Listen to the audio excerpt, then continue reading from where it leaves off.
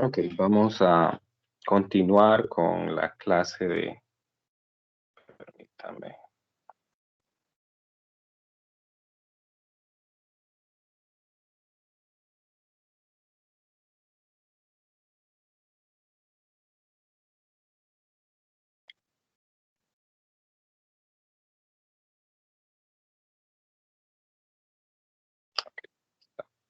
No podía quitar esa cosa. Ok, vamos a ver. Estamos hablando de ondas mecánicas. El día de hoy vamos a hablar sobre la función de onda. Entonces, esto en el texto se conoce, es la sección llamada la descripción matemática de una onda. Pues en la clase de ayer estuvimos hablando de la onda en términos de las características físicas que tenía. Hablamos de que poseía una amplitud, que ésta tenía una rapidez que íbamos a considerar constante.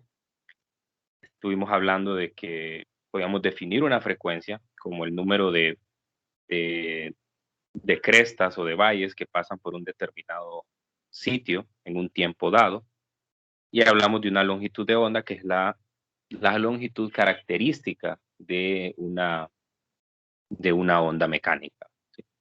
Entonces, la idea hoy es describir una, una función que me va a permitir a mí encontrar cuál es el desplazamiento que va a sufrir una partícula en el medio, en este caso la cuerda, ¿sí? En un determinado tiempo y para una posición en particular. Entonces, lo primero que vamos a hacer es considerar una posición de equilibrio. Entonces, nosotros vamos a considerar que la posición de equilibrio es aquella donde la cuerda está completamente horizontal, o sea, es decir, no ha sido perturbada. ¿Sí? Entonces, en este caso, nosotros vamos a despreciar la curvatura que puede sufrir la masa, la cuerda, perdón, debido al peso de ella misma, ¿no? O sea, la curvatura que va a sufrir por la gravedad. Entonces, nosotros en la cuerda podemos definir un sistema de coordenadas. Ese sistema de coordenadas va a ser tal que justamente en uno de los extremos vamos a colocar el origen, el eje horizontal, en este caso el eje X, va a representar, pues si hacemos un gráfico de Y versus X, entonces el eje horizontal, o sea, el eje que pasa a través del centro de la cuerda, va a ser el eje X. Así que algún punto dentro de la cuerda va a tener una determinada coordenada. Puedo tomar aquí, digamos, dos segmentos de la cuerda y puedo decir que este tiene una X1, puedo decir que este tiene una X2. O sea que puedo ubicar cualquier segmento de la cuerda con su coordenada en X. De manera que si nosotros generamos una perturbación, voy a usar el día de hoy otro simulador que es el de el de FET. Aquí hay una manera de generar una oscilación. En esta simulación, si ustedes se fijan, ahí aparece como una especie de cadena, ¿verdad? Donde cada una de esas como esferas que componen representarían los segmentos de la cuerda. ¿Sí? Entonces lo que nosotros hacemos es generar un pulso. Para generar un pulso, pues, pues hacemos un movimiento hacia arriba y hacia abajo. Recuerda que lo que queremos generar es una onda transversal. Hacemos un movimiento hacia arriba y hacia abajo, ¿verdad? Obviamente, ese movimiento no siempre va a ser un movimiento bien portado, porque lo estoy haciendo con mi mano, entonces posiblemente no sea el mejor, digamos, si yo lo hago así, pues más o menos ahí puedo lograr una onda de tipo sinusoidal, pero normalmente nosotros lo que hacemos es tener una fuente y esa fuente me va a generar un pulso tal que la onda resultante es una onda sinusoidal. Así que si eso sucede, nosotros vamos a tener en la cuerda un pulso como este. que va viajando hacia la derecha. Entonces, yo puedo definir un punto dentro de la cuerda. Yo puedo decir que este punto tiene una coordenada en Y que es función de X y de T. O sea, quiere decir que tiene una coordenada en X, ¿verdad? Pero además depende del tiempo. El tiempo tiene que ver con el viaje de la onda a través de la cuerda. Entonces, en ese instante en particular, la cuerda ha viajado, vamos a tomar de referencia siempre las crestas. En ese momento la onda, perdón, ha viajado una distancia delta X, y ese delta X, como la velocidad es constante, entonces yo puedo decir que ese delta X es igual a la multiplicación de la velocidad por el delta T. Entonces ahí pueden ver la dependencia del tiempo también, para lo cual como consecuencia tenemos un desplazamiento de ese punto que acabamos de marcar. Entonces por eso hay una dependencia de las dos. Hay una dependencia de la posición del segmento de cuerda y hay una dependencia del tiempo que ha transcurrido en el viaje de la onda, ¿verdad? Porque en un momento puede ir pasando una cresta por ese punto, o un instante más adelante puede ser un valle. Entonces, nosotros vamos a definir lo que se llama la función de onda. La función de onda la vamos a escribir de la siguiente manera. Vamos a decir que es Y, como dije, tiene una dependencia de X y de T. ¿Ok? Entonces, ¿qué me da esta función de onda? La función de onda lo que me da es el desplazamiento, obviamente medido a partir del equilibrio, de una partícula en la cuerda. Esa partícula tiene una coordenada en X en un tiempo T. Y este desplazamiento es debido al paso de la onda transversal por ese punto. Entonces, esa va a ser la parte fundamental y eso es lo que nosotros andamos buscando. Andamos buscando la función de onda, es escribir el desplazamiento de una partícula en términos de su posición y de su tiempo. Entonces, en función de hacer eso, vamos a considerar solo un tipo. Obviamente, la función de la onda va a depender de la forma de la onda. Yo puedo tener diferentes tipos de ondas. Puedo tener ondas triangulares, ondas cuadradas, ondas de tipo sinusoidal, ¿verdad? Etcétera. Hay muchas formas que yo puedo tener, pero en general en la clase a nosotros nos interesa la onda de tipo sinusoidal. La onda sinusoidal es aquella para la cual la forma de la onda es como un sinusoide, o sea, una función seno o un coseno. Entonces, en este caso, si nosotros nos vamos a una de las simulaciones que estábamos presentando ayer, es esta. Entonces, nosotros podíamos ver en la parte de la onda transversal cómo era el movimiento de una partícula en X igual a 0. Voy a poner a correr esto.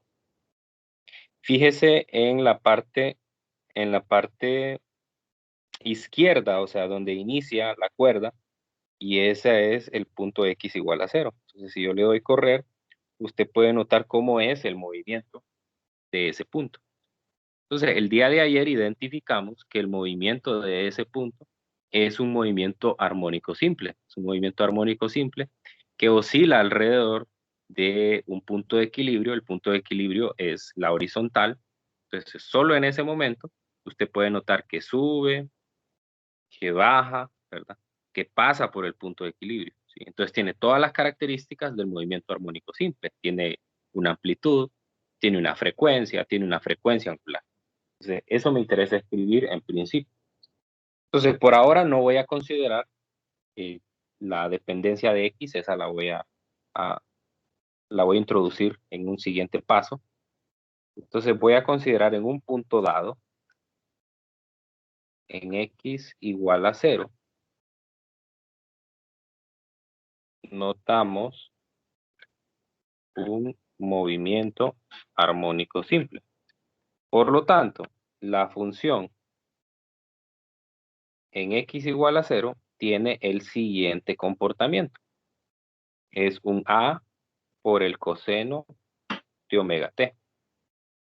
Donde voy a decir yo que acuérdese que cuando hago esta función tengo que considerar la constante de fase. Y para encontrar la constante de fase tengo que definir condiciones iniciales. Entonces yo voy a decir, por simplicidad, que en t igual a 0, la partícula se encuentra en la amplitud.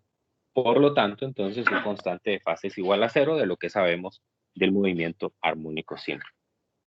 Ok, después de eso, ya teniendo esa primera parte de la función, entonces lo que yo puedo notar es que la onda viaja de un punto a otro. Eso se logra ver en la simulación.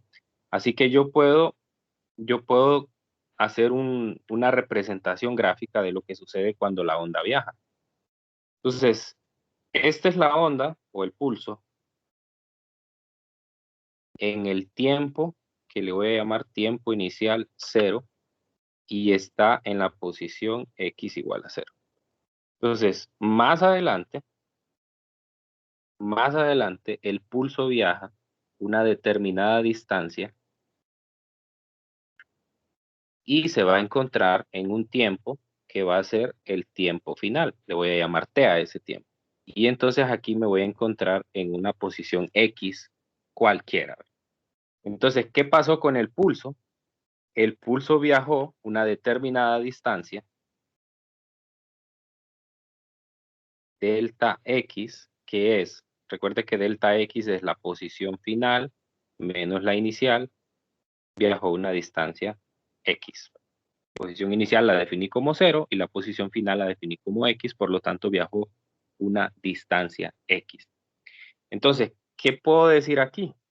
Puedo decir que la onda viaja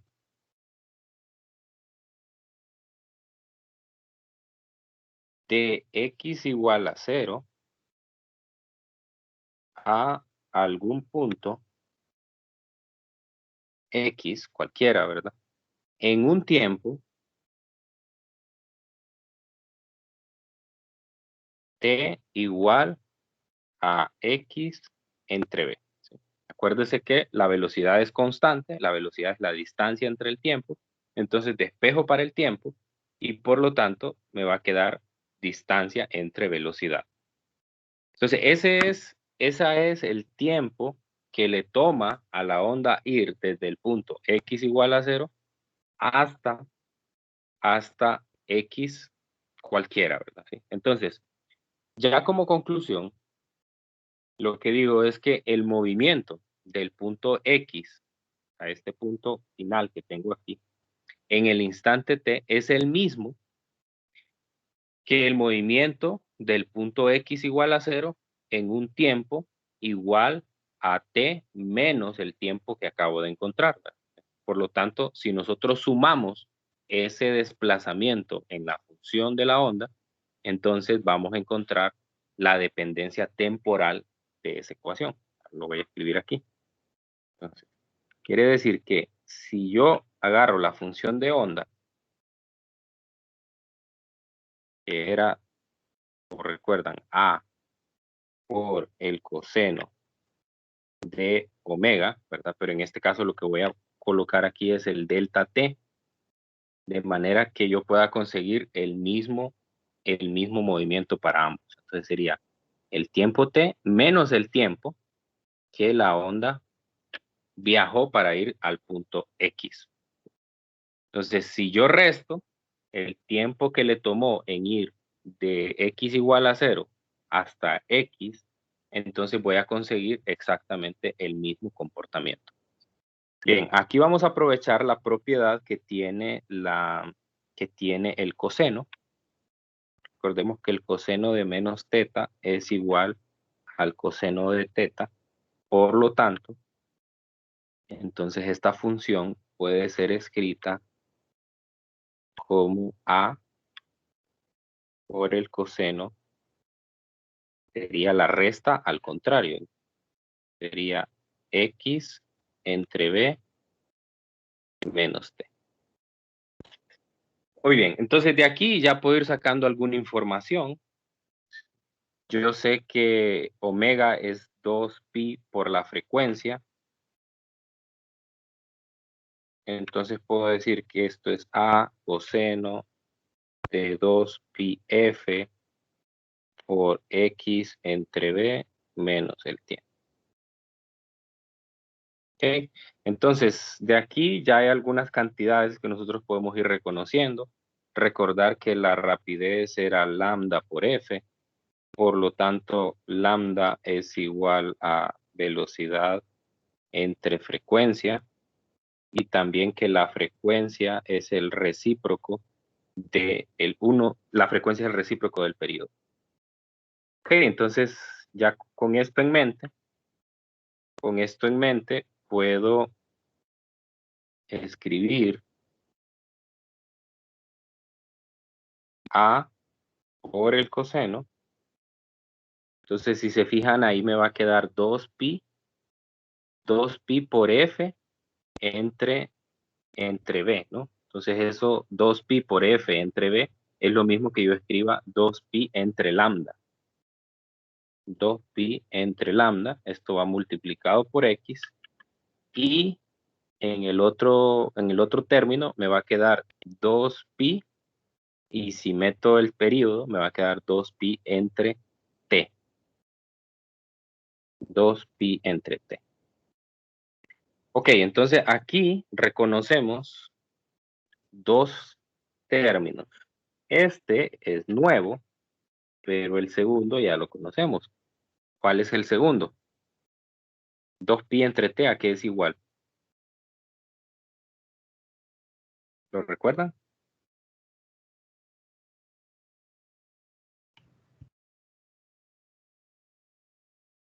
La frecuencia angular. La frecuencia angular, ¿verdad? Entonces ahí no hay problema, la frecuencia angular. Pero ese 2pi entre lambda es una cantidad nueva.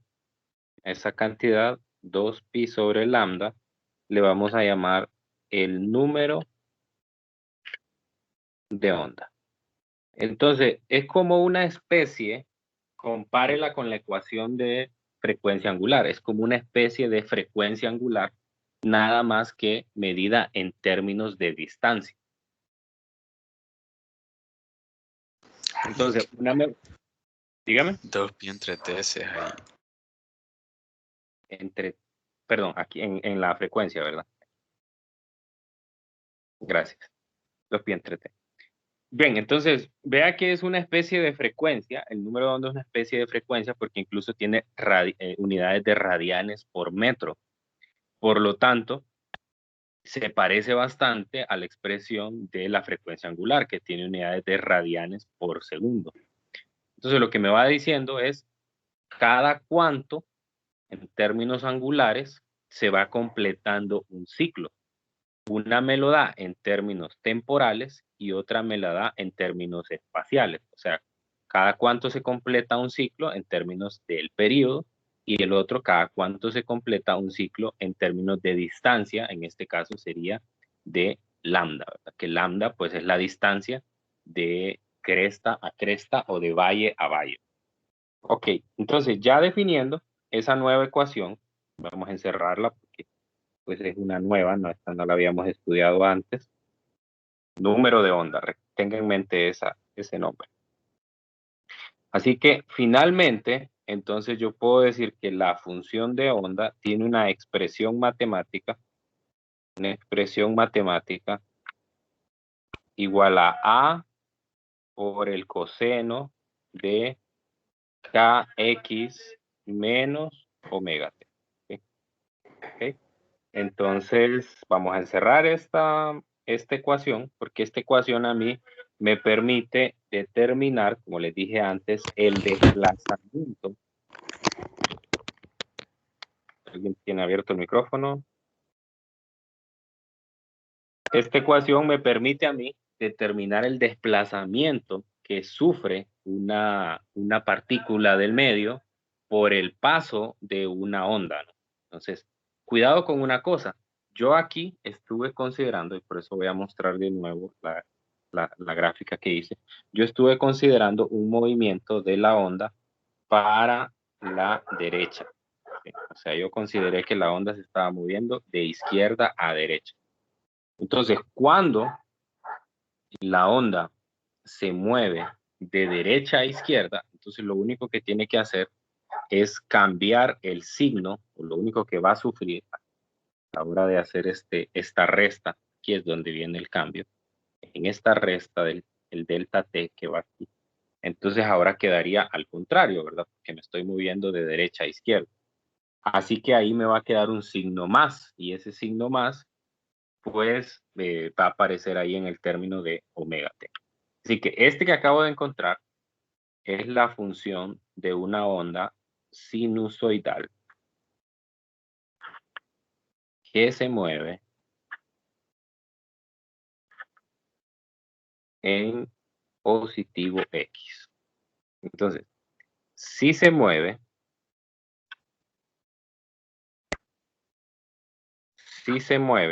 en negativo X, entonces la función de onda sería A coseno de kx más omega t. Esa sería la expresión de la función de onda si nosotros tenemos el movimiento en la otra dirección. Bien, de ahí entonces, la conclusión, además de esa función, la conclusión que voy a sacar son dos ecuaciones resultantes de allí. La primera, pues es el número de onda. Entonces, el número de onda es 2pi sobre lambda. Número de onda. Y tiene unidades de radianes por metro. Entonces, ¿cuál es el significado físico de esta cantidad? Pues el significado es más o menos como una especie de frecuencia, pero medida en términos espaciales. O sea, cada cuánto se va completando un número de onda en términos angulares. Y la otra ecuación que puedo notar de aquí, es si ustedes fueron observadores, yo en algún momento introduje por aquí, a ver, aquí está la velocidad, ¿verdad? Este es el término de velocidad. Entonces, si usted se fija, por aquí aparece el término de velocidad. Entonces, aquí aparece omega entre b. Entonces, quiere decir que ese término que está multiplicando, usted lo puede escribir en términos de esas cantidades. Pero bueno, no lo quiero hacer de esa manera, lo quiero hacer la deducción de la siguiente manera. Recuerdo que la velocidad es lambda por f, ¿verdad? Pero yo al mismo tiempo estoy diciendo que lambda se puede escribir en términos de esta nueva cantidad que se llama el número de onda. Es igual a 2pi entre k. Y además, la frecuencia, puede ser escrita en términos del de omega, ¿verdad? Sí. Entonces recordemos que la frecuencia es omega sobre 2pi. Entonces en esta ecuación se me cancelan los 2pi y me queda una nueva ecuación para la velocidad de la onda. La voy aquí a condensar, omega sobre k. Entonces quiere decir que a partir de la función de onda, yo puedo medir también, o puedo leer directamente los valores de omega y de k y puedo determinar cuál es la rapidez a la que se va moviendo la onda sin necesidad de conocer, como antes vimos, la longitud de onda o la frecuencia, ¿verdad? Lo puedo leer directamente. Entonces, esta cantidad como es la rapidez de la onda. Ok. Otra cosa que tengo que decir sobre esta ecuación, se la voy a reescribir aquí. Y es igual a por el coseno de kx menos omega t. Bueno, voy a ponerle más menos, ¿no? Porque ya saben que puede ser más o menos dependiendo de la dirección de movimiento. Y a ese término que dentro del argumento del coseno se le conoce como la fase de la onda.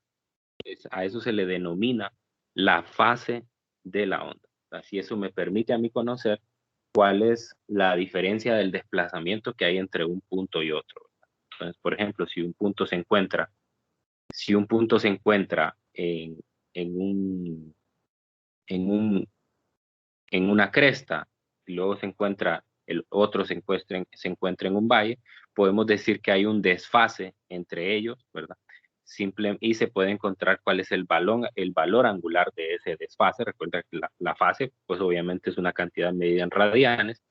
Entonces yo puedo medir el desfase entre dos puntos en un instante dado, ¿verdad? Si uno está en una cresta y el otro está en un valle, ¿verdad? O en cualquier otro punto en particular.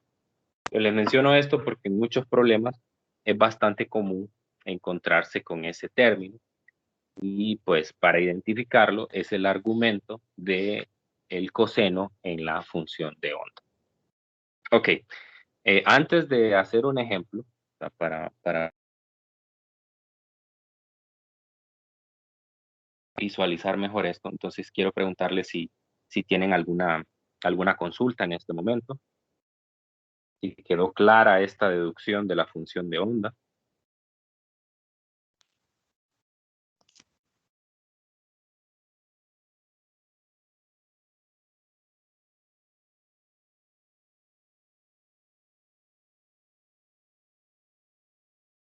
Ok, asumo que sí,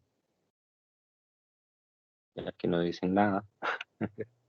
Ok, entonces vamos a hacer un problema para ejemplificarlo, ¿verdad? De manera que veamos ya con datos reales en un problema en particular cómo se aplican todos estos conceptos de los que acabamos de hablar. Bien, este es el problema 15.7 del libro de texto y el problema me dice que ciertas ondas transversales en una cuerda tienen una rapidez de 8 metros por segundo. Me está dando el dato del movimiento de los pulsos. Me da la amplitud, que es 0.0700 metros, y la longitud de onda.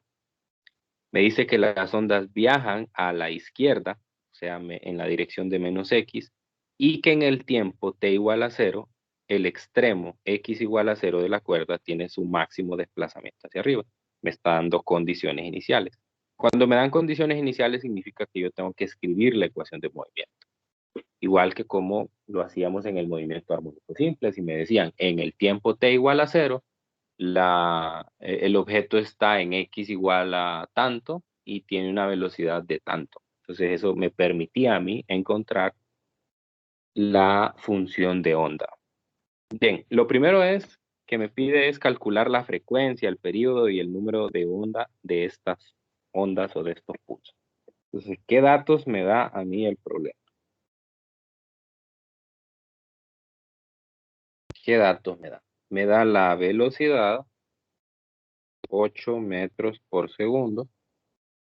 Me da la amplitud, 0.0700 metros.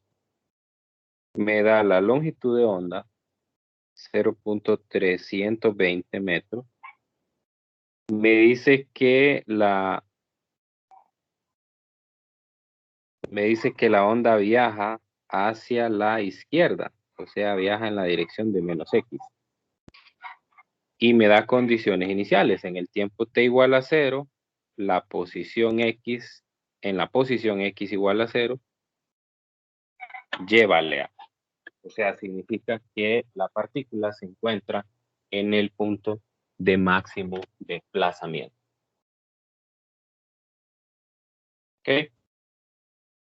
Esos son los datos. Y en el inciso A me pide que determine la frecuencia, el periodo y el número de onda. Entonces, la frecuencia yo la puedo determinar a partir de la ecuación de que la velocidad es igual a la velocidad entre lambda. Entonces la velocidad es 8 metros por segundo, lambda es 0.320 metros y esto me da 25 Hz.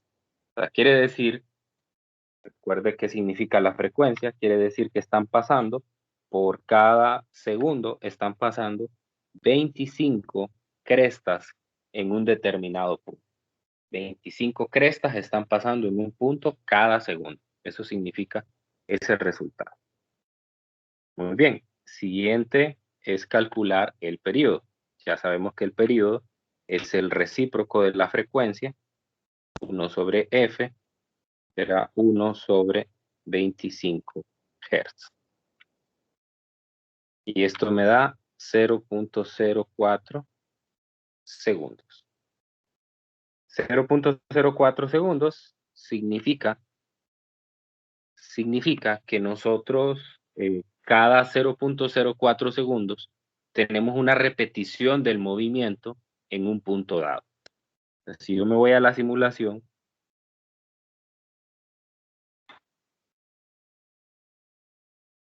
entonces fijémonos en el punto inicial, o sea, el punto de x igual a 0, el de la izquierda, el extremo izquierdo de la cuerda. Entonces usted puede notar ahí un movimiento hacia arriba y hacia abajo de ese punto. Entonces lo que quiere decir es que la partícula o el movimiento inicia en un determinado tiempo y luego se va repitiendo. Entonces supongamos que inicia cuando la partícula está en la amplitud, luego baja, pasa por el punto de equilibrio, llega al negativo de la amplitud, luego pasa por el punto de equilibrio y vuelve otra vez a la amplitud. Entonces ahí se ha completado un tiempo igual a 0.04 segundos en nuestro problema. Eso significa, o sea, el punto está, cada segmento de la cuerda está completando un ciclo en 0.04 segundos. Luego viene el número de onda. El número de onda está relacionado con lambda, ¿verdad? Recordemos, el número de onda es igual a 2pi sobre lambda. Entonces será 2pi sobre 0.320 metros. Eso me da 19.6, a ver si lo compruebo, 19.6 radianes por metro.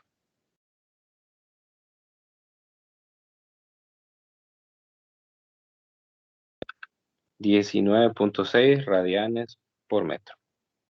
Ok, entonces ahí tenemos ya el número de onda.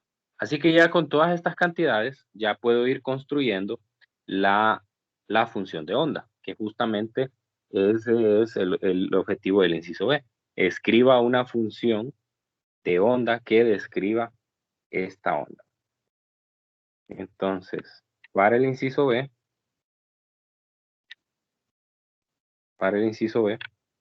recordamos la función de onda. La función de onda es y en función de x y de t es igual a la amplitud por el coseno de kx, en este caso más, ¿verdad? Que recuerde que el argumento, el enunciado del problema nos está diciendo que se mueve en la dirección de x positiva. Así que por eso, perdón, en la dirección de x negativa, ¿no? Vamos a ver.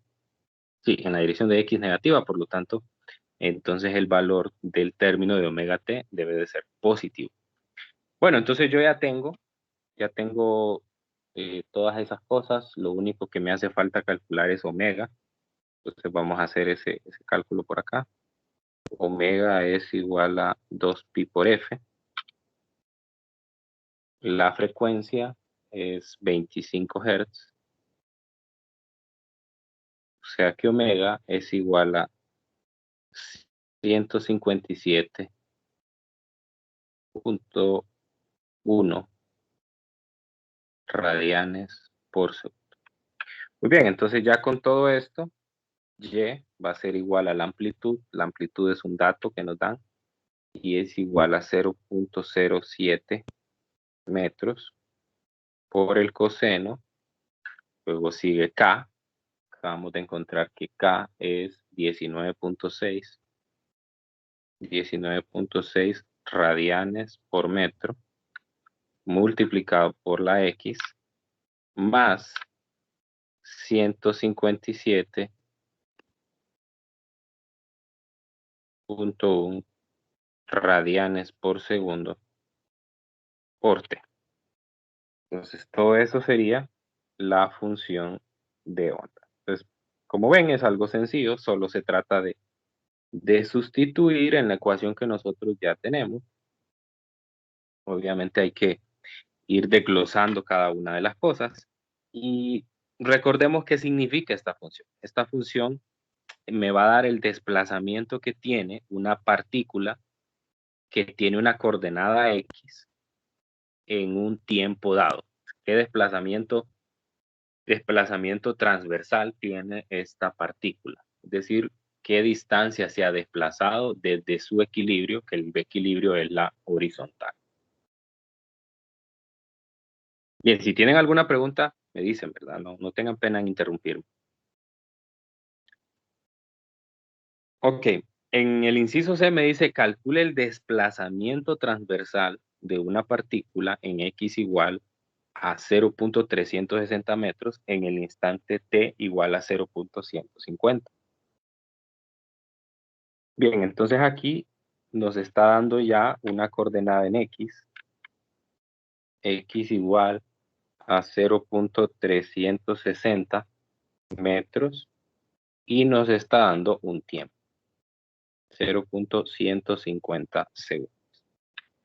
Bueno, entonces se trata solo de sustituir en la función anterior, así que va a ser y igual a 0.07 metros por el coseno de 19.6 radianes por metro por 0.360 metros, más 157.1 radianes por segundo multiplicado por 0.150 segundos.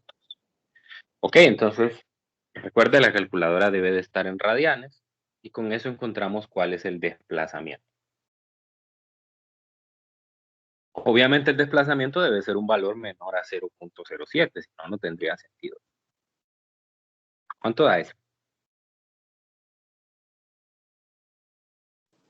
0.49. 0.049. Sí. Sí, 0.040 metros. Okay. Ahí sí, porque no puede ser mayor a la amplitud, recuerda. Entonces, ese es el valor que obtenemos.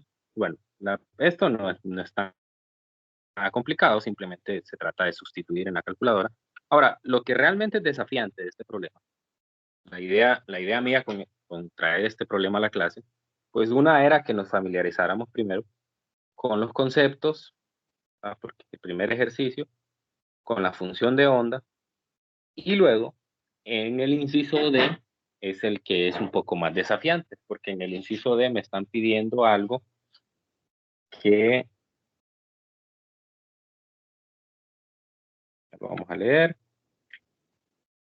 Me dice, ¿cuánto tiempo debe pasar después de T igual a 0.150 segundos para que la partícula en X igual a 0.360 metros vuelva a tener su desplazamiento máximo hacia arriba? Ok, lo que yo puedo notar es que en el tiempo que me dicen, o sea, en el tiempo 0.150, la partícula que está en 0.360 metros no se encuentra en el máximo desplazamiento, porque el máximo desplazamiento es la amplitud y lo puedo ver en la función que es 0.07. sea, quiere decir que está cerca de llegar a la amplitud, pero no es precisamente pues, la amplitud todavía. Ok, entonces, ¿qué tengo que hacer para saber ese tiempo? Lo que me está pidiendo es, voy a hacer una representación, probablemente no sea la representación fiel de lo que está pasando, pero yo puedo decir que que este es la onda. Entonces yo puedo decir que el tiempo que acabo de encontrar es este, sí, el y que acabo de encontrar es este. Entonces para este y, yo tengo un determinado tiempo, que según lo que me dice el enunciado, en ese tiempo son 0.15 segundos. Entonces yo quiero encontrar este tiempo. De manera que lo que ando buscando es un delta t igual a t menos 0.15 segundos. O sea, estoy buscando, voy a ver nuevamente el enunciado, estoy buscando el tiempo que debe pasar desde 0.15 segundos para que la partícula vuelva a tener su desplazamiento máximo hacia arriba. Entonces, la partícula vuelve a tener el desplazamiento máximo cuando el tiempo sea igual a t. Bueno, quizás esa representación no es la mejor, ¿verdad? Porque a menos que la representación sea de y versus t, pero si fuera y versus x, entonces no, tendría yo que hacer, entonces, eso es bueno que lo mencione. Esta sería una representación y versus t, pero si yo quiero hacer una representación con el tiempo, entonces lo que tiene que pasar es algo así. Este es el punto que yo tengo inicialmente y posterior, cuando haya transcurrido un tiempo dado, entonces yo lo que voy a tener es esto. Así. Entonces, la gráfica de color azul, la gráfica de color azul representaría la gráfica de la onda en el tiempo 0.15 y la gráfica de color celeste representaría el tiempo t. Entonces, vea, estoy en la misma coordenada en X, solamente que en el primer tiempo estoy antes del desplazamiento máximo y luego cuando llega el tiempo t, entonces la partícula sube hasta el desplazamiento máximo. Cuidado con esa parte. Entonces, eso es lo que me está pidiendo. Entonces, es un poco desafiante porque lo que yo tengo que saber lo que necesito hacer es encontrar en qué tiempos ocurre eso, ¿verdad? O sea, en qué tiempos una partícula dada va a estar en su desplazamiento máximo. Entonces, para eso lo que tengo que hacer es analizar la función de onda. La función de onda es así, y igual a por el coseno de kx más omega t. Entonces, si la partícula tiene el desplazamiento máximo, entonces y es igual a A. Por lo tanto, de la ecuación anterior, puedo notar que para que y sea igual a A, entonces el coseno de kx más omega t tiene que ser igual a 1. Entonces, nosotros sabemos de geometría que el coseno de teta es igual a 1 cuando teta es igual a 0, a 2pi, 4pi, etcétera. O sea, cuando es igual a n multiplicado por 2pi, donde n vale 0, 1, 2, 3. O sea, un múltiplo de 2pi. Entonces, cada vez que teta vale n multiplicado por 2pi, el coseno vale 1. O sea, quiere decir que cada vez que eso sucede, en la gráfica del coseno, yo voy a tener un máximo desplazamiento. O sea, lo que voy a tener es cada vez que ocurra ese valor angular, 0, 2pi, 4pi, 6pi, 8pi, etcétera, yo voy a tener que la función seno se encuentra en 1. Voy a hacer incluso la función coseno, perdón. Voy a hacer la representación gráfica para que usted lo pueda notar. Color mejor. La gráfica de coseno es esta.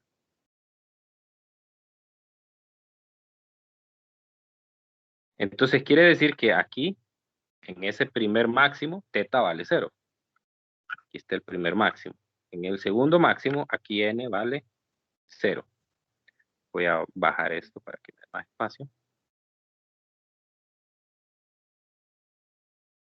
Okay. Ahí n vale 0. Luego, cuando n vale 1, ¿qué pasa con teta? Teta es igual a 2pi.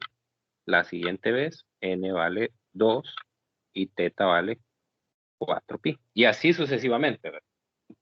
Obviamente, esto sigue porque es una gráfica con dominio igual a los reales, por lo tanto, eso sigue. Ok, entonces lo que quiero decir es que cada vez que teta tiene ese valor, el coseno vale 1. Así que si yo me voy de nuevo a la función de onda, entonces el argumento, o sea, la fase de la onda, lo que está dentro del paréntesis, o el argumento del coseno, tiene que valer igual a n por 2pi para tener ese desplazamiento. ¿Sí? Y entonces así puedo yo saber cada cuánto una partícula alcanza su máximo desplazamiento. Entonces voy a sustituir eso en la ecuación anterior. Entonces, que es igual a cuando el argumento kx más omega t es igual a n por 2pi. N por 2. Bien, pero aquí puedo extender un poquito más esta idea. Yo ya sé que k es igual a 2pi sobre lambda y ya sé que omega es igual a 2pi sobre t. O sea, solo estoy cambiando k y omega. Y esto es igual, supuestamente, a n por 2. Entonces, eso me permitió escribir en ambos lados como factor común el 2pi. Se lo puedo cancelar. Ahora, lo que voy a hacer es despejar para n. No, despejar para t. Falta el tiempo, Lick. Sí, falta el tiempo. Gracias. Voy a despejar para el tiempo. Entonces, si despejo para el tiempo, lo que encuentro es una ecuación que del n del lado izquierdo, luego paso a restar el término x sobre lambda y me va a quedar de factor común en el otro lado del tiempo. Esta ecuación que acabo de encontrar, una ecuación que no aparece en el libro ahí, propiamente dicha, esta ecuación lo que hace es darme cuánto es desde el momento que inició el pulso, desde que salió, cuánto tiempo transcurre para que se alcance, para que una partícula dada, que tiene una coordenada x, alcance su máximo. Entonces, ese n que aparece ahí sería el número de ocurrencias para los máximos. Entonces, si n vale 1, entonces yo estoy diciendo, aquí ocurrió el primer máximo. Si n vale 2, estoy diciendo, aquí ocurrió la segunda vez que la partícula alcanzó el máximo. n3, la tercera vez que la partícula alcanzó el máximo. Entonces, de lo que se trata es que yo identifique, si se acuerda de las dos grafiquitas que hice antes, es que yo identifique para este tiempo, que yo ya sé que ahí ocurre un máximo. Bueno, no ocurre un máximo, no, perdón, no es este. Este. Para este tiempo t, que yo sé que ahí ocurre un máximo desplazamiento, ¿cuánto vale n? ¿Cuánto vale n? Si yo conozco cuánto vale n ahí, entonces puedo sacar el tiempo y luego hacer la resta, que justamente es lo que estoy buscando. Entonces, yo empiezo a probar para diferentes n's y voy a probar ya, o yo voy a escribir ya directamente cuál es el correcto, pero cuando uno resuelve el problema, por primera vez lo que tiene que hacer es empezar a probar N1, N2, N3, hasta que encuentra un número que es un poquito más alto que, o más bien, hasta que encuentra dos Ns, en este caso va a ser N igual a 4 y N igual a 5, en donde se encuentra el tiempo que nosotros ya tenemos, que es 0.15. Así que, por lo tanto, lo que yo sé es que el tiempo para N igual a 5, voy a sustituir los datos, la coordenada en X, lambda, que es 0.320, y el periodo, que es 0.04 segundos. Entonces, yo sé que este tiempo es 0.1550. O sea, es el máximo que está inmediatamente después de 0.15. Entonces, eso es lo que acabo de encontrar. Acabo de encontrar cuál es el n para esa ocurrencia de ese máximo. Entonces ya puedo sustituir en esta ecuación que planteé, que es la diferencia de tiempos. Ahora, el delta t, ya este es el último paso, delta t será 0.1550 segundos, que es donde ocurre la quinta vez, es la quinta vez que ocurre un máximo, menos el tiempo que fue el que encontré. Y eso me da 0.05 segundos. ¿Ok? ¿Quedó claro esta última parte? Yo sé que no es fácil, ¿verdad? Pero hay que hacer un esfuerzo por tratar de entender lo que se hizo.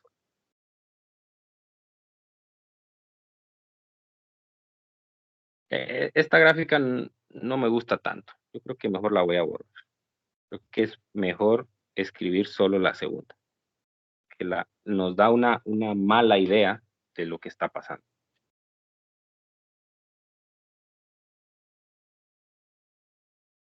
Muy bien, ¿hay alguna pregunta o se quedaron mudos porque no entendieron nada?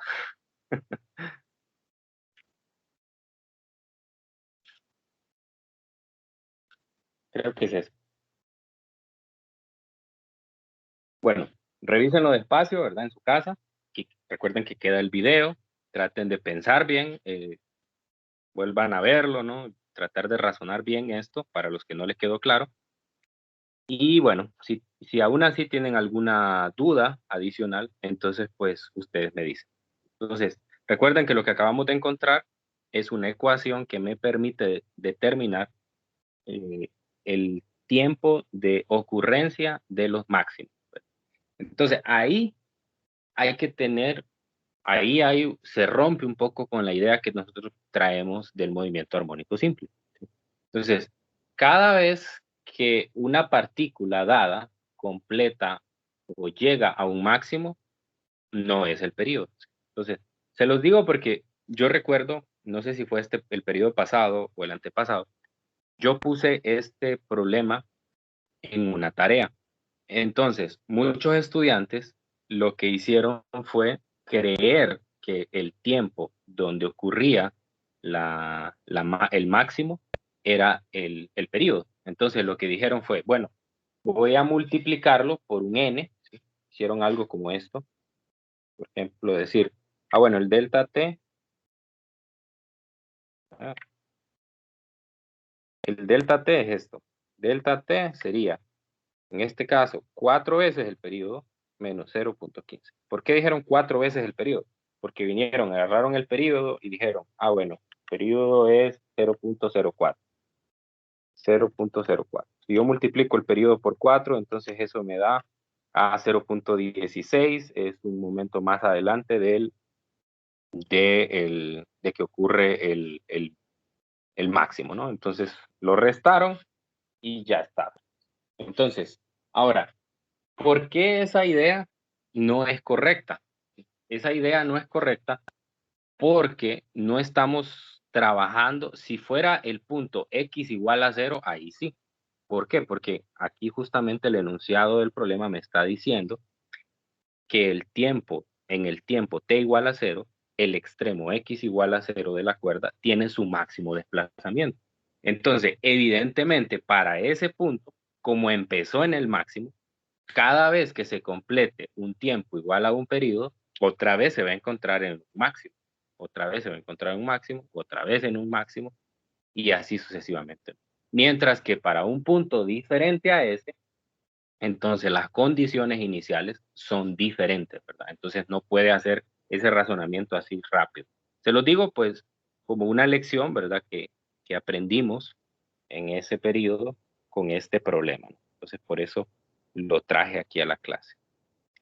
Bueno, entonces ahí cerramos, ya son las 10. Si tienen alguna duda, pues bueno, pueden hacerla en este momento. Lick puede poner enunciado. Ahí, Julio. Deje de compartir pantalla. Bueno.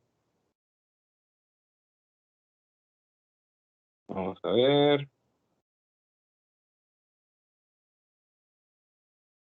Ahí está. Lick, si vuelvo a sumar 0.1550 sería otro máximo. Y así sucesivamente. No. Y no. No. 0.1150 es el tiempo en el cual se completó el quinto máximo. Eso no es un periodo. O sea, T no es un periodo. Cada valor de n es un máximo. Así es. Okay. Para Entonces, ese punto. si ya le doy un valor de 6, entonces ese sería el siguiente máximo. ¿Cómo? Si a n le doy valor 6, entonces ese ya sería el siguiente máximo de la función. Ajá. Y si yo resto el tiempo del sexto máximo con el del quinto máximo, ¿qué me va a dar? El primer máximo. No. ¿Qué me va a dar? ¿Qué tiempo me va a dar? Un tiempo muy conocido. El periodo. El periodo, ¿verdad? Me tiene que dar el periodo. O sea, es decir, el tiempo que pasa desde que la partícula alcanza un máximo hasta el siguiente máximo, obviamente es el periodo. Lo que quise decir con esa idea anterior era que yo no puedo como solo agarrar y decir 4 veces el periodo, porque yo no conozco las condiciones iniciales para esa partícula. De hecho, al inicio de esa partícula no está en movimiento, ¿verdad? Entonces, por eso es necesario tener esta ecuación. Esta ecuación me va a dar a mí el tiempo desde que inició el movimiento para que pase una cresta por ese punto. ¿Cada cuánto pasa una cresta por ese punto? No sé si quedó claro. Bueno, razónenlo despacio, ¿verdad? Probablemente sea un poco confuso de entender, pero si adicionalmente tienen alguna duda, pues me dicen. Bueno, cerremos aquí porque ya son las 10:03. Y pues mañana seguimos, mañana vamos a hablar de otros detalles adicionales, hoy encontramos posición, mañana vamos a encontrar velocidad y aceleración de los puntos y vamos a darle evidencia del por qué anteriormente habíamos dicho de que las partículas se mueven con movimiento armónico simple. Bueno, entonces que tengan un feliz día y nos encontramos mañana. Nos vemos, Lick. Feliz día.